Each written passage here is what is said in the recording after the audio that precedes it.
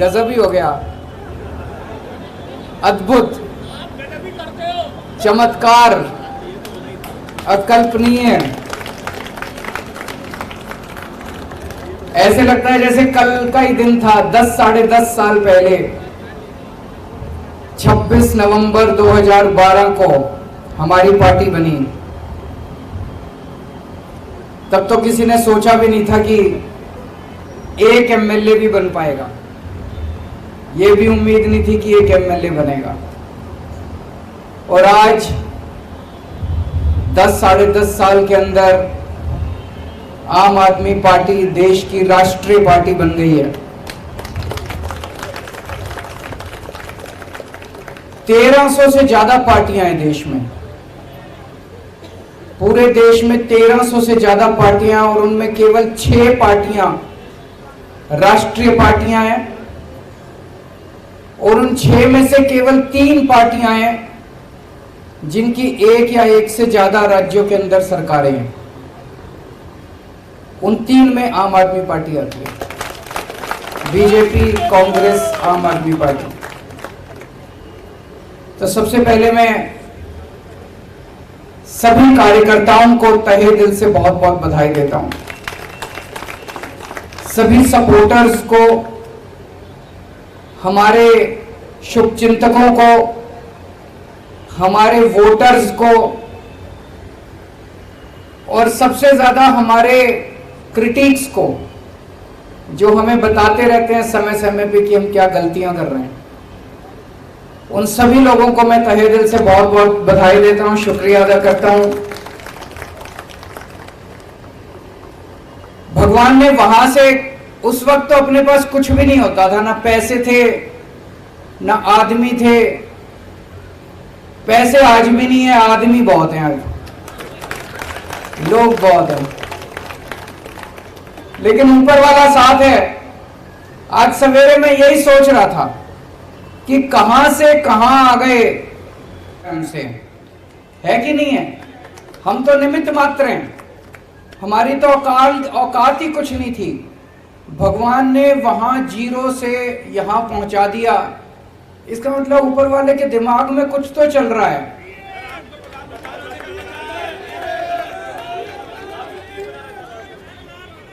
ऊपर वाला कुछ तो हमसे, देश के लिए कुछ तो कराना चाह रहा है।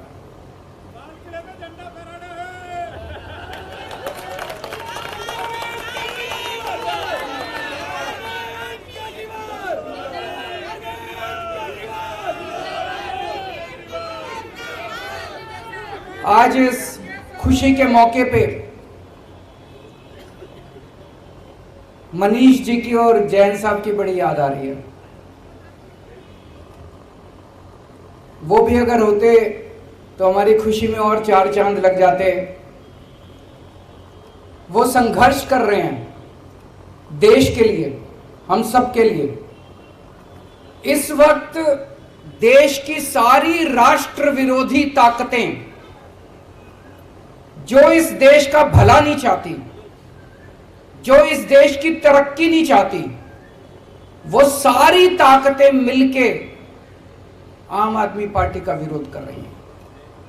मनीष सिसोदिया क्या क्या कसूर है?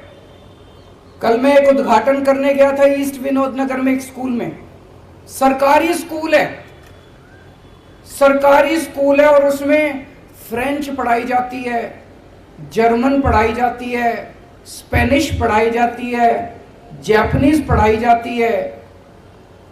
मेरी पढ़ाई हिसार के सबसे बड़े प्राइवेट स्कूल में हुई थी। हमारे स्कूल में भी ये सारी चीजें नहीं पढ़ाई जाती थी, बड़े बड़े प्राइवेट स्कूलों में नहीं पढ़ाई जाती। आज दिल्ली के सरकारी स्कूलों के अंदर वो शिक्षा दी जाती है। तो मनीष सिसोदिया का कसूर था कि उसने गरीबों के बच्चों को सपने देखने सिखाए, कि सपने देखो, बड़े बड़े सपने देखो, उनको पूरा करने का जज्बा रखो। यह कसूर था मनीष सिसोदिया का। 75 साल से गरीब का बेटा गरीब रह जाता था क्योंकि अच्छी शिक्षा नहीं मिलती थी। उनको उसने सपने दिए, उनके सपनों को उसने पर दिए, और ये सारी राष्ट्र विरोधी ताकतों ने मिलकर मनीष सिसोदिया को जेल के अंदर डाल लिया। जैन साहब का क्या कसूर था? उनका कसूर था कि अगर इस देश के अंदर कोई भी पैदा हो उसको अच्छा इलाज मिलना चाहिए, चाहे गरीब हो चाहे अमीर हो। गरीब आदमी हो तो इसका मतलब यह नहीं कि वो रुलेगा, वो कॉरिडोर में पड़ा रहेगा, उसको दवाई नहीं मिलेगी, उसको इलाज नहीं होगा। अच्छा इलाज कराएंगे, सबका अच्छा इलाज कराएंगे, सरकार कराएगी इलाज अच्छा। ये कसूर था सत्येंद्र जैन का। उसने एक सपना देखा था देश के लिए। सारी राष्ट्र विरोधी ताकतों ने मिलकर उसको बेचारे को जेल के अंदर डाल दिया। लेकिन बेचारा नहीं है, वो भगत सिंह का चेला है।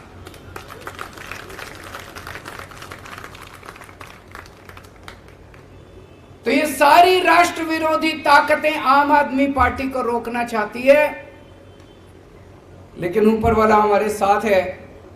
किसी की हिम्मत नहीं है। मैं हमेशा कहता हूं, no one can stop the idea whose time has come. इस पूरी यात्रा में बहुत सारे ऐसे लोग हैं जिन्होंने बहुत कुर्बानियां दी, बहुत संघर्ष किए। हमारे बहुत साथी हैं जिन्होंने खूब डंडे खाए। आपने भी खाए? अच्छा, 1 महीने बेड पे थे, फ्रैक्चर हो गया था। बहुत डंडे खाए, जेल गए, बहुत लोग जेल गए। हमारी संतोष कोहली शहीद हो गई। हमारे साथ मीरा सान्याल जी होती थी। बिपिन करके एक लड़का था पंजाब में, चुनाव में प्रचार के दौरान उसका हार्ट अटैक हो गया। और भी ऐसे कई लोग हैं जिनको हमने इस यात्रा के दौरान खोया है। आज इस मौके पे हम उन सबको याद करते हैं और भगवान से प्रार्थना करते हैं कि उन सबको शांति दे, उनकी आत्मा को शांति दे, अपने श्री चरणों में उनको स्थान दे। बहुत सारे ऐसे लोग हैं जिन्होंने बहुत संघर्ष किया। अपने परिवार नौकरी करते थे, अच्छी अच्छी नौकरियां छोड़ के आ गए, क्योंकि उन्होंने सबने सपना देखा था कि एक दिन ऐसा आएगा जब देश के अंदर अच्छी शिक्षा मिलेगी।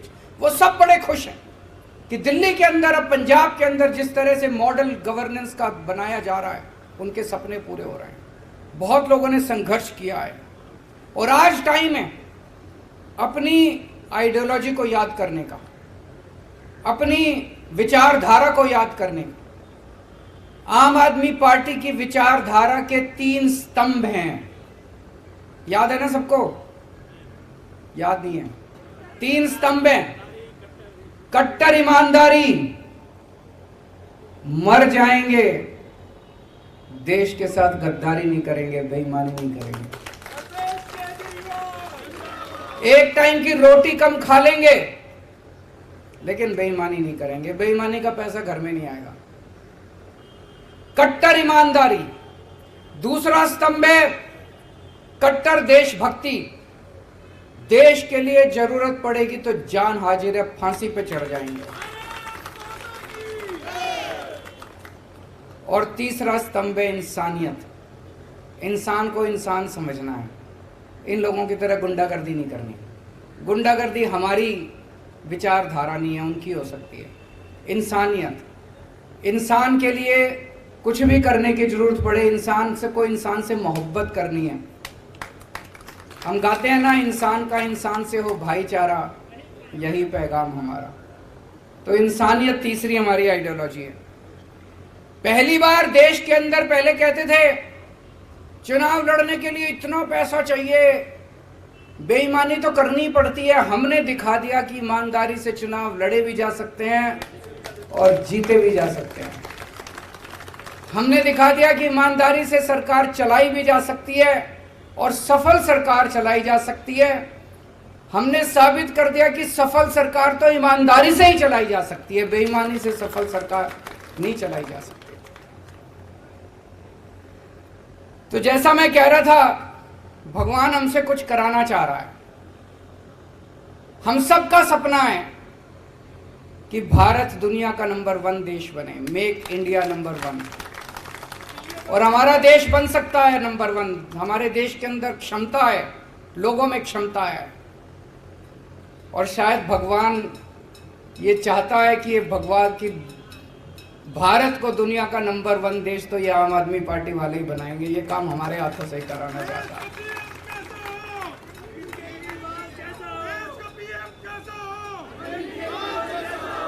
देश की राजनीति के अंदर राजनीति को एक नई दिशा दी है। अभी तक जब भी ये लोग चुनाव में आते थे, केवल और केवल गुंडागर्दी, गाली गलौज, उसने उसको गाली दे दी, उसने इसको गाली दे दी, उसने उसको कुछ कह दिया, उसने इसको कुछ कह दिया। टीवी वाले आते थे, जी उन्होंने आपके बारे में ये बोला, आपको क्या कहना है? अरे बोलने दे, क्या हमको क्या लेना देना किसी ने क्या कहा हमारे बारे में। बस यही चलती थी राजनीति। इसने ये बोला जी आपके बारे में, आपको क्या कहना है? उसने ये बोला जी आपके बारे में, आपको क्या कहना है? जाति के नाम पे, धर्म के नाम पे पहली बार इन सबको, सबसे बड़े नेता को एक फर्जी क्लास में ले जाके बिठा दिया हम लोगों ने।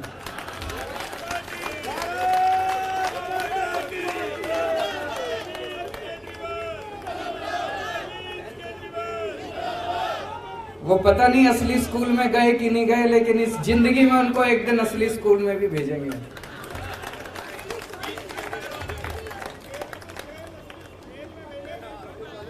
पहली बार देश की राजनीति में स्कूलों की बात होने लगी है। जहां हम जाते हैं चुनाव लड़ने, वहीं पे सारी पार्टियां स्कूलों की बात करती है, अस्पतालों की बात करती है, मोहल्ला क्लिनिक की बात करती है। सुन के अच्छा लगता है। यही तो होनी चाहिए राजनीति। असली राजनीति तो यही है कि स्कूल की बात हो, राजनीति, पानी की बात हो, बिजली की बात हो। अब सारी पार्टियां कहती है बिजली फ्री दे, देती नहीं है, कहती तो हैं, कहलवा तो दिया सबसे। अमित शाह जी ने भी एक, मेरे को याद है कहीं बोला था, वेस्ट बंगाल में जाके बोला था हमारी पार्टी की सरकार बनी तो इतने यूनिट बिजली फ्री, कहलवा सबसे दिया, करवा भी देंगे सब लोगों से धीरे धीरे।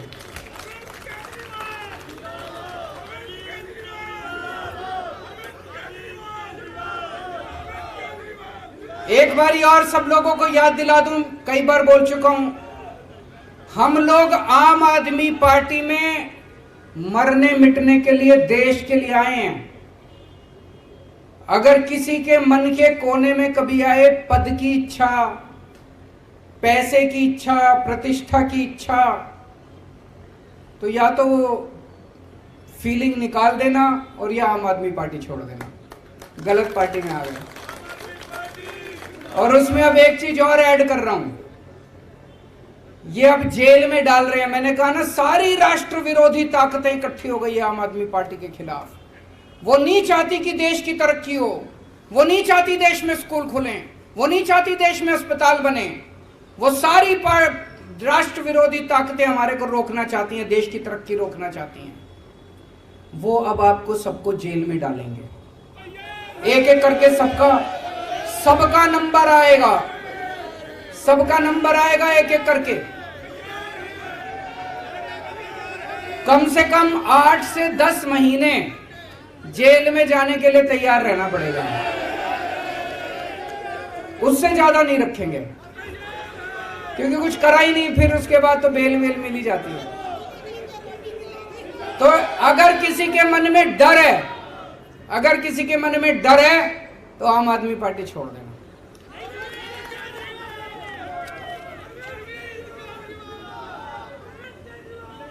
जैसा मैंने कहा, आज 2 किस्म की राजनीति देश के अंदर चल रही है। एक पॉजिटिव राजनीति, आपने देखा होगा दिल्ली के अंदर हम चुनाव लड़े, हमने कभी किसी को गाली नहीं दी।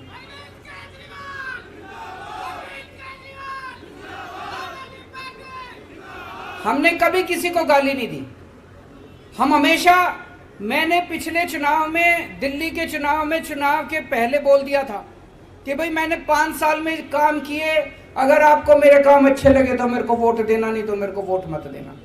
काम के नाम पे वोट मांगे हमने। पंजाब में गए, हमने अपनी गारंटियों के नाम पे वोट मांगे। गोवा में गए, गुजरात में गए, अपनी गारंटियों के नाम पे, काम पे वोट मांगे। ये पॉजिटिव राजनीति है। और ये लोग जो गुंडागर्दी करते हैं, मारकाट करते हैं, लड़ाई झगड़े करते हैं, गाली गलौज करते हैं, ये नेगेटिव राजनीति है। इस देश को पहली बार हम लोगों ने एक पॉजिटिव राजनीति दी है। आज इस मंच से इस देश की जनता को आह्वान करना चाहता हूं कि भारत को नंबर 1 देश बनाने के लिए आम आदमी पार्टी के साथ जुड़िए। और आम आदमी पार्टी से जुड़ने के लिए एक नंबर दे रहा हूं, उस नंबर पे जो जो लोग देश भर में, आप तो जुड़े हुए हैं, आपको करने की जरूरत नहीं है, इस पे मिस कॉल मारें जो जो देख रहे हैं, 9871010101, 9871010101, इस नंबर पे मिस्ड कॉल मारें आम आदमी पार्टी से जुड़ने के लिए। और अंत में भगवान से प्रार्थना करता हूं कि अगर इस देश की सेवा के लिए ये जान चली जाए तो अपने को बहुत सौभाग्यशाली समझूंगा। इस शरीर का कतरा कतरा, मेरे शरीर के खून का कतरा कतरा इस देश के लिए अगर शहीद हो जाए तो अपने आप को बहुत सौभाग्यशाली समझूंगा। देश के उन सब करोड़ों लोगों को सलाम जिन लोगों ने इतने कम समय में आम आदमी पार्टी पे इतना विश्वास किया, इतनी बड़ी हमको जिम्मेदारी दी। राष्ट्रीय पार्टी बनने की जिम्मेदारी कोई छोटी जिम्मेदारी नहीं है, बहुत बड़ी जिम्मेदारी है। ऊपर वाले से प्रार्थना करता हूं कि ये जिम्मेदारी पूरी ईमानदारी और निष्ठा के साथ हम लोग पूरी कर पाएं, ऐसा हमें ताकत दें, हमें सद्बुद्धि दें। बहुत बहुत शुक्रिया। भारत